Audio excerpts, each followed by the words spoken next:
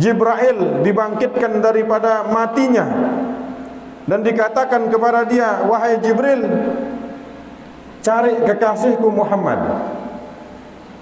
Jibril mengatakan, ya Tuhan, bagaimana mau tahu kuburnya Rasulullah sementara dunia sudah hancur, tidak tahu mana makamnya Nabi. Maka izin Allah, cahaya berwarna hijau memancar daripada kuburan Nabi Muhammad sampai ke arasnya Allah.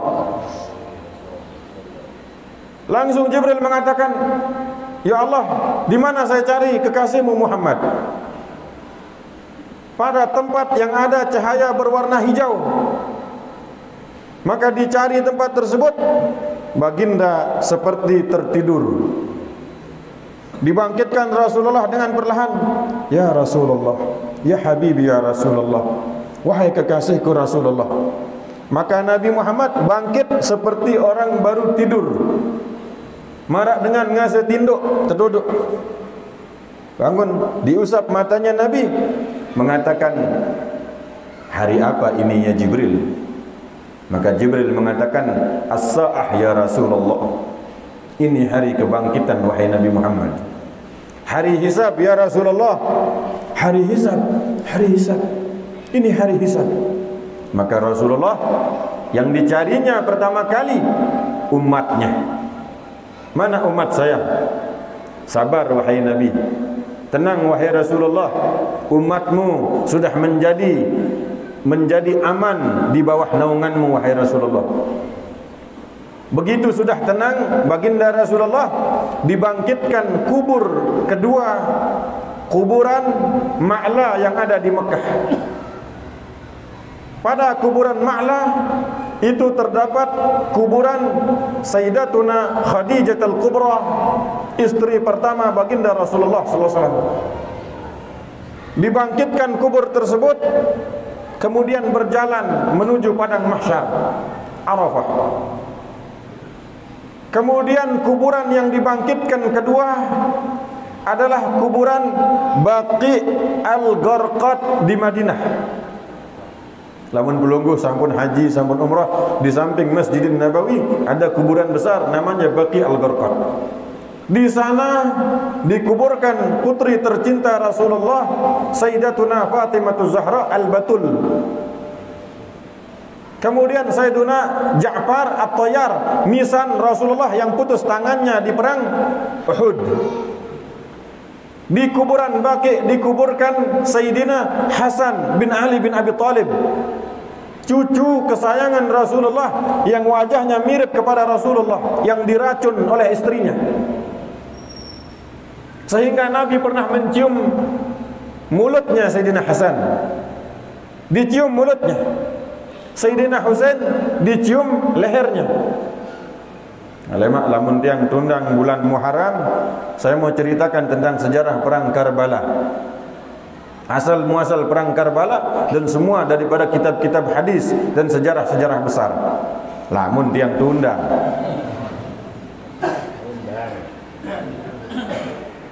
Sayyidina Hasan dicium mulutnya, Sayyidina Husain dicium lehernya. Sayyidina Husain iri kepada Sayyidina Hasan, melapor kepada ibundanya Siti Fatimah, Ummi, kakek mencium mulut Hasan, sementara aku leher. Siti Fatimah mengadu kepada Rasulullah, ya Rasulullah, ini dua cucumu iri, kenapa satu berbeda perlakuannya, satu lagi berbeda? Nabi mengatakan, ya Fatimah, aku cium bibir Hasan karena dia mati nanti dari mulutnya diracun oleh orang terdekatnya. Masih kecil, dikasyaf, dibuka hijabnya oleh Rasulullah, oleh Allah, Nabi Muhammad menerawang mengetahui keadaan puluhan tahun yang akan datang. Ini Hasan akan diracun oleh orang dekatnya, sehingga aku sedih, aku cium bibirnya. Hasan masih kecil. Husain aku cium lehernya, karena nanti ia akan dipenggal, digorok oleh orang-orang yang mengaku beragama Islam dan orang yang hafal Quran. orang hafal Quran. Dia hafal Quran, tapi dia memenggal cucunya Rasulullah sallallahu alaihi wasallam. Sementara Nabi katakan, Innal Hasan wal Husain ibni, Hasan Husain keturunanku, anakku. Siapa mencintainya, dia mencintai aku. Siapa membencinya, dia membenci aku. Siapa membuat dia nangis, aku nangis. Allah marah. Di Al-Quran disebutkan, Qul la as'alukum alaihi ajra. Katakanlah ya Muhammad kepada orang-orang semuanya, aku Muhammad tidak minta kepada kalian upah. Aku kepada kalian menyebarkan agama tidak meminta gaji. Illal mawaddata fil qurbah. Yang aku minta, sayangilah keturunanku, kata Rasulullah salawatullah wassalamu alaihi. Di kuburan Baqi Al-Gharqad ada kuburan segenap istri-istri baginda Rasulullah. Sebinian Rasulullah dalam riwayat 9. 1 di Mekah, 8 orang di Madinah. Satu riwayat mengatakan 14. Yang 8 orang wafat di Madinah semuanya. Kemudian di Baqi Al-Gharqad dikuburkan Sayyiduna Utsman bin Affan, menantu Rasulullah SAW. Yang dia ini malaikat malu kepada dia. Juga sama demikian dibunuh oleh orang-orang yang hafal Quran. Maaf, bukan apa. Yang mempelajari Quran tidak dengan ilmu-ilmu Quran akan menjadi orang yang keras, menyalahkan semua orang, menyalahkan semua kelompok. Kemudian di Baqi Al-Gharqad dikubur ibunda Sayyidina Ali, Siti Fatimah binti Asad, satu-satunya perempuan yang di dalam kuburnya Nabi Muhammad tidur di kuburnya. Nabi katakan, ini jenazah tidak akan diazab oleh Allah Ta'ala, karena Nabi tidur di situ. Kemudian di Baqi Al-Gharqad dikuburkan bibi-bibi Rasulullah, Sayyidatuna Atiqah, Sayyidatuna Safiyah, ibu susunya Sayyidatuna Halimatus Sa'diyah yang dulu menyusu Nabi masuk Islam, ikut ke Madinah. Tutup tanden. Ya? Asik? Nah, jangan. Ini kalau cerita ini tidak habis. Cerita tentang Madinah tidak habis. Kemudian di Baqi Al-Gharqad dikuburkan Imam Darul Hijrah, Imam Maliki mazhab, Malik bin Anas radhiyallahu taala anhu. Dikuburkan di situ juga Imam Nafi ahlu hadis. Imam Malik menjadi orang yang hebat, berkata ketika membaca hadis Rasulullah, dia baca hadis, mukanya merah, keringatnya keluar, air matanya keluar.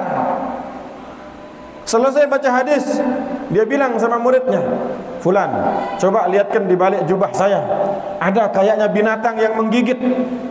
Dibuka jubahnya Imam Malik, ada kalajengking menggigit punggung Imam Malik. Wahai Imam, kenapa tidak bilang dari tadi punggung engkau ini digigit sama kalajengking?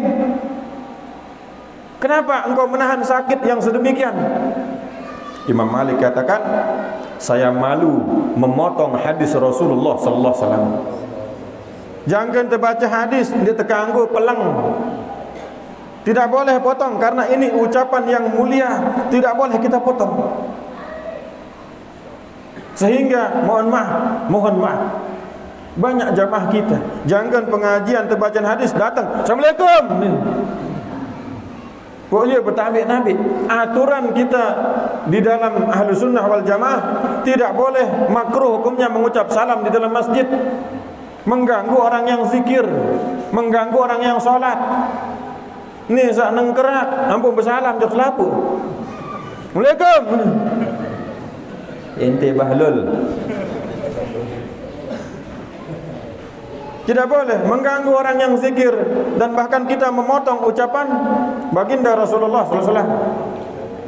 Imam Malik, karena ini tentang haji, maaf, Imam Maliki di Madinah tidak mau qada hajat, buang air besar. Kalau mau buang air besar, keluar dari Madinah sejauh perjalanan 5 kilo, 2 mil, Getap sampai Ampenan, kurang lebih. Ditanya Imam Malik, kenapa capek-capek keluar Madinah untuk buang qada hajat? Apa jawabannya? Saya malu buang kotoran saya, sementara di bawah tanah ini ada jasad Nabi Muhammad SAW.